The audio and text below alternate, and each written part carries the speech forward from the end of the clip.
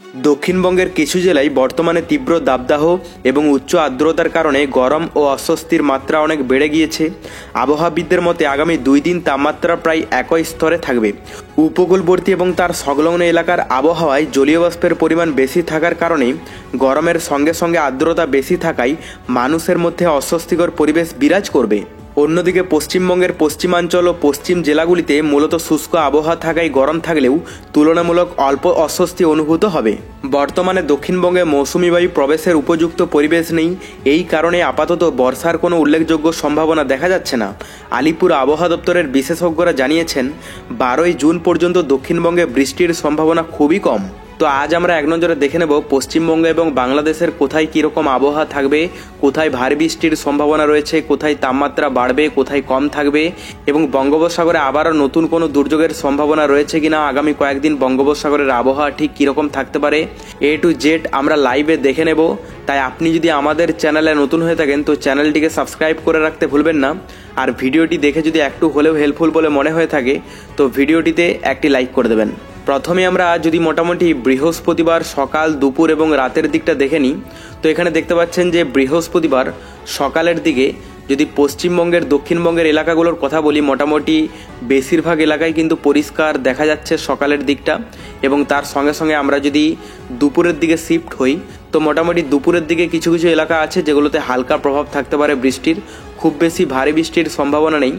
বিশেষ প্রভাব থাকতে পারে এখানে বহরমপুর আছে, বেলডাঙ্গা, পাশাপাশি রামপুরহাট, এদিকে সিউড়ি, সেই সঙ্গে এদিকে আসানসোল, চিত্তরঞ্জন, মধুপুর, দুমকা, এদিকে দেওঘর, এই সমস্ত এলাকাগুলোতে কিন্তু হালকা প্রভাব থাকতে পারে।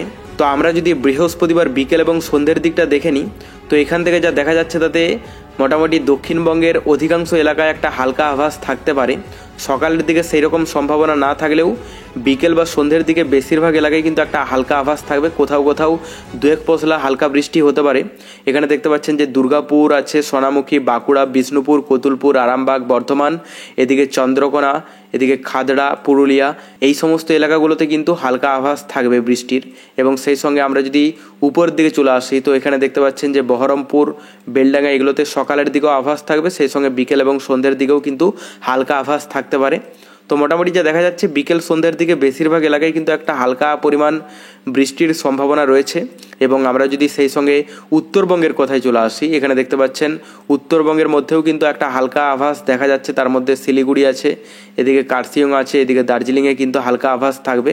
এবং আমরা পাশাপাশি যদি বাংলাদেশের আবহাওয়াটা দেখে নিই তো মোটামুটি বাংলাদেশে বৃহস্পতিবার প্রথমে সকালের দিকটা যদি দেখি যে বঙ্গোপসাগরে একটা মেঘের পরিস্থিতি দেখা যাচ্ছে এবং এর প্রভাবটা কিন্তু বাংলাদেশের উপকূলবর্তী এলাকাগুলোর মধ্য দিয়ে পড়ছে, যার মধ্যে পড়ছে এখানে মহেশখালী, চট্টগ্রাম, টেকনাফ, ঠিক আছে, এই সমস্ত এলাকাগুলোতে কিন্তু একটা বৃষ্টির সম্ভাবনা রয়েছে।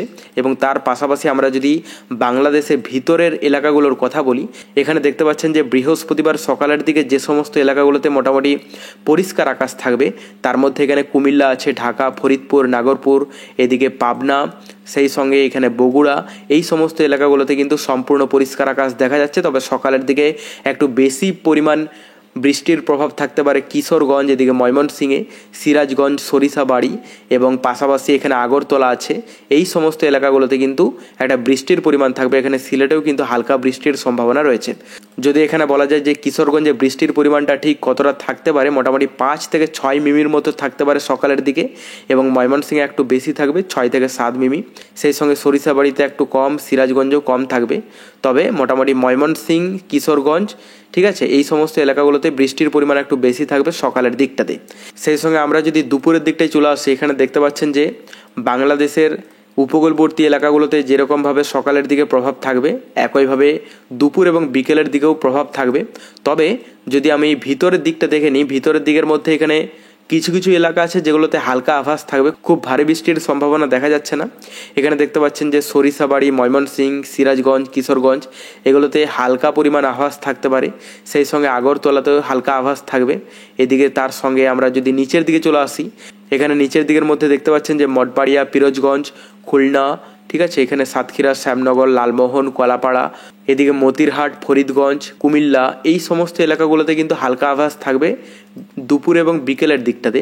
এবং আমরা যদি সন্ধ্যের দিকে দেখে নিই, সন্ধ্যের দিকের মধ্যে অলমোস্ট বেশিরভাগ এলাকার আকাশ কিন্তু পরিষ্কার হয়ে যাবে। এখানে সমুদ্র উপকূলবর্তী এলাকাগুলোতেও সেই রকম প্রভাব দেখা যাচ্ছে না। এবং তার পাশাপাশি বাংলাদেশের ভিতরের যদি এলাকাগুলোর কথা বলি তো অধিকাংশ এলাকায় কিন্তু পরিষ্কার হয়ে যাবে। শুধুমাত্র ময়মনসিংহে হালকা আভাস দেখা যাচ্ছে, পাশাপাশি কিশোরগঞ্জ আছে, এগুলোতে কিন্তু হালকা আভাস দেখা যাচ্ছে। এবং তার পাশাপাশি এখানে সিলেটে কিন্তু হালকা আভাস থাকবে। বাদবাকি আমরা যদি বাংলাদেশ এবং পশ্চিমবঙ্গের কথা বলি, অধিকাংশ এলাকার আকাশ কিন্তু পরিষ্কার থাকবে বৃহস্পতিবার সকালের দিকে। আমরা যদি তাপমাত্রায় দেখে নিই তো বৃহস্পতিবার দুপুরের দিকে তাপমাত্রায় যেটা দেখা যাচ্ছে, এখানে দেখতে পাচ্ছেন যে পশ্চিমবঙ্গের অধিকাংশ এলাকার আকাশ যেহেতু পরিষ্কার থাকবে তো সেই কারণের জন্য তাপমাত্রার পরিমাণটাও একটু বেশি থাকতে পারে।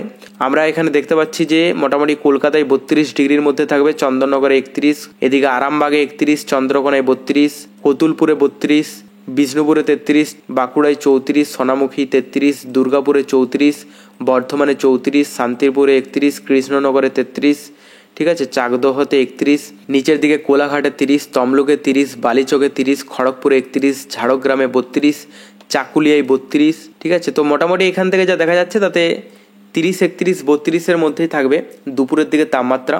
এবং সেই সঙ্গে আমরা যদি বাংলাদেশের তাপমাত্রা দেখেন, এখানে দেখতে পাচ্ছেন যে টেকনাফে 28, মহেশখালীতে 29, কুতুবদিয়ায় 29, উপরের দিকে যদি দেখা যায় চট্টগ্রামে 29, ফটিকছড়িতে 30, কুমিল্লায় 32, ঢাকায় 32, ময়মনসিংহে 33, সিলেটে 34, রংপুরে 33, রাজশাহীতে 34, মেহেরপুরে 33, খুলনায় 31, বরিশালে 31, কলাপাড়ায় 31। তো মোটামুটি পশ্চিমবঙ্গের মতোই কিন্তু বাংলাদেশের আবহাওয়াটা থাকতে পারে, খুব বেশি চেঞ্জ কিন্তু দেখা যাচ্ছে না। এবং সেই সঙ্গে আমরা যদি রাতের দিকটা দেখে নিই তো রাতের দিকে মোটামুটি কলকাতাতে দেখতে পাচ্ছেন যে 28-এর মধ্যে থাকবে, খড়গপুরে 28, জামশেদপুরে 28, ধানবাদে 29, দেওঘরে 29, ভাগলপুরে 31, মালদায় 30, এদিকে উপকূলবর্তী এলাকাগুলোর মধ্যে কলাপাড়ায় 28, বরিশালে 27, খুলনায় 27, মেহেরপুরে 28, রাজশাহীতে 29, ঢাকায় 28, কুমিল্লায় 27, ময়মনসিংহে 27, সিলেটে 26। তো মোটামুটি পশ্চিমবঙ্গ এবং বাংলাদেশের তাপমাত্রাটা একই থাকবে, খুব বেশি চেঞ্জ নেই। এবং আমরা যদি মেঘের অবস্থানটা দেখে নিই তাতে বঙ্গোপসাগরে একটা মেঘের পরিমাণ দেখা যাচ্ছে এবং এই মেঘের পরিমাণটার প্রভাব পড়তে পারে বিশেষ করে বাংলাদেশের উপকূলবর্তী এলাকাগুলোতে। তার পাশাপাশি ভিতরের এলাকাগুলোতে কিন্তু বেশি মাত্রায় প্রভাব থাকবে। কিন্তু আমরা যদি পশ্চিমবঙ্গের কথা বলি তাহলে এখানে দেখতে পাচ্ছেন যে পশ্চিমবঙ্গের কলকাতা সহ পাশাপাশি কিছু এলাকা আছে যেগুলোতে হালকা মেঘলা আকাশ থাকতে পারে, বাদবাকি বেশিরভাগ এলাকার কিন্তু আকাশ পরিষ্কার থাকবে, সেই রকম মেঘের পরিমাণ দেখা যাচ্ছে না। এখানে বঙ্গোপসাগরের ইফেক্টটা বিশেষ করে বাংলাদেশের উপকূলবর্তী এলাকা সহ ভিতরের এলাকাগুলোতে কিন্তু পড়তে দেখা যাচ্ছে সকালের দিকে। এবং আমরা যদি দুপুরের দিকে শিফট হই তো দুপুরের দিকের মধ্যে কলকাতা সহ আশেপাশের কিছু এলাকা আছে যেগুলোতে মোটামুটি মেঘের পরিমাণ দেখা যাচ্ছে। বিকেল এবং দুপুরের দিকে কিন্তু মেঘের পরিমাণ দেখা যাচ্ছে, যার ফলে কিছু কিছু এলাকায় কিন্তু হালকা 2-1 পশলা বৃষ্টি হতে পারে। এবং বাংলাদেশের অধিকাংশ এলাকার আকাশই কিন্তু মেঘলা থাকবে দুপুর এবং বিকেলের দিকে।